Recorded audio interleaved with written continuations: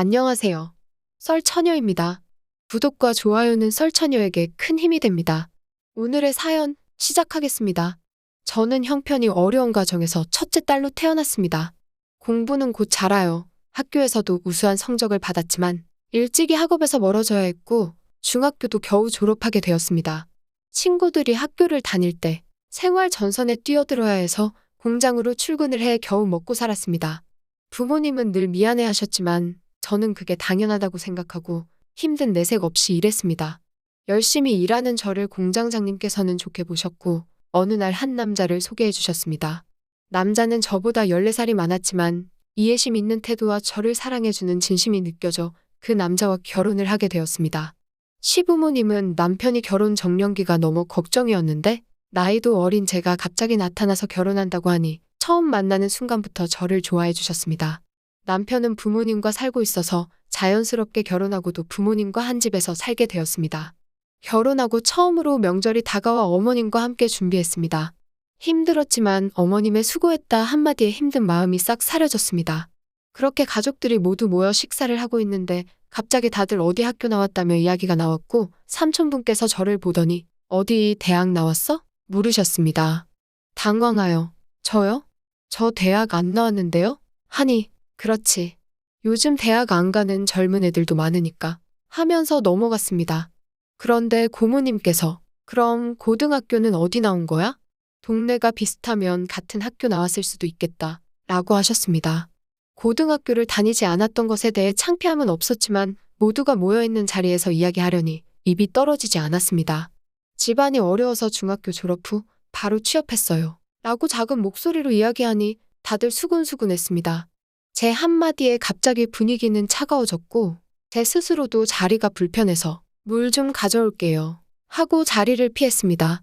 제가 부엌에 가자마자 뭐야 그럼 중졸이야 하는 소리가 들렸고 다른 사람들도 아닌 가족들에게 들으니 마음이 좋지 않았습니다. 그날 이후 사사건건 어머님은 저를 무시하기 시작했습니다. 요리해서 간 좀 봐주세요 하면 이거 맛이 왜 이러니? 너 마늘은 넣었니? 그건 기본 중에 기본이다.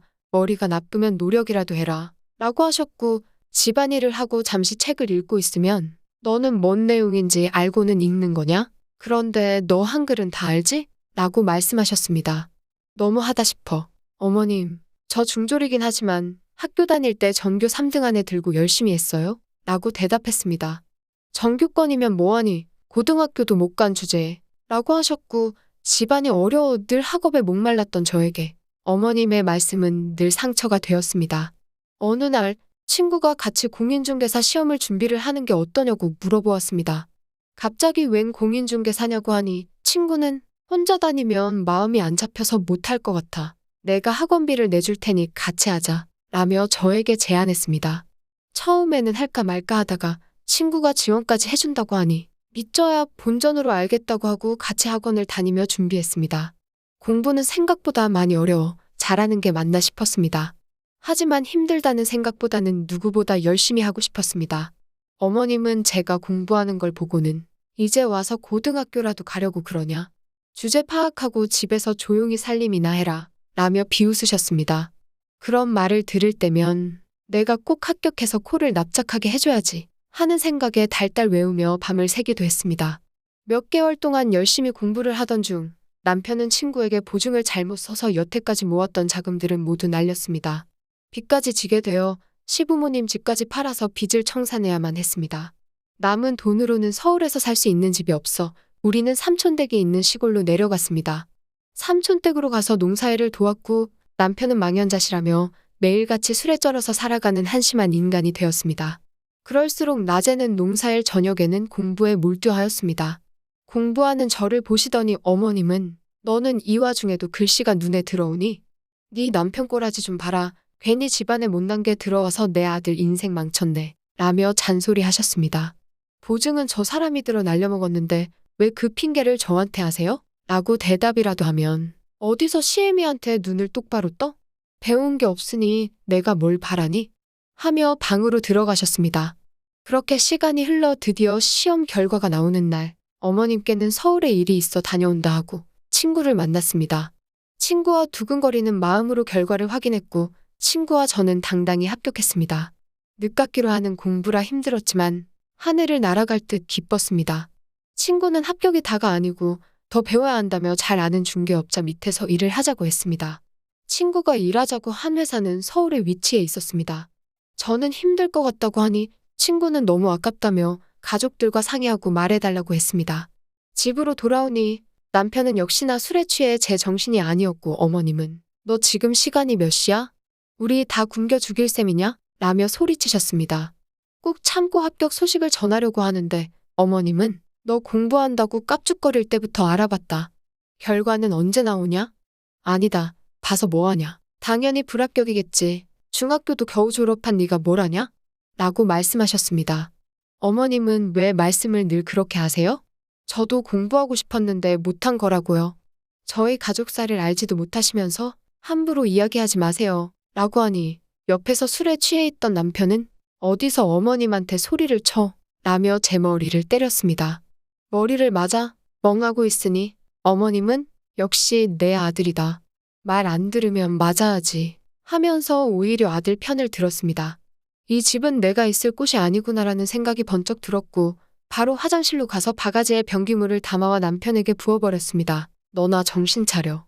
지 앞가림도 못하는 게 어디서 감히 손찌검까지 해? 라고 소리쳤고 어머님과 남편은 둘 다 저를 쳐다보며 어머님은 남편은 하늘이야. 어디서 물을 뿌려 니까짓 게 라며 저에게 손을 올리려 해 그 손을 잡고 이야기했습니다. 치시게요? 저 이제 이 집 며느리 안 할 거예요. 저렇게 무책임하고 술에 쩔어 거기다 손찌검까지 하는 저딴 놈이랑은 더 이상은 못 살아요.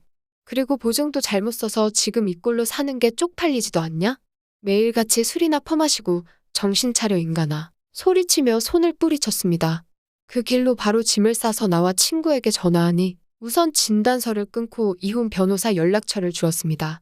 이혼하는 과정도 순탄치 않았습니다. 시모와 남편은 이혼을 안 해준다고 버티고 있고 만나자고 해서 안 만난다고 하니 욕설과 함께 전화와 문자가 왔습니다. 제 위치를 어떻게 알았는지 미친 시모와 술에 쩌든 남편이 찾아왔습니다.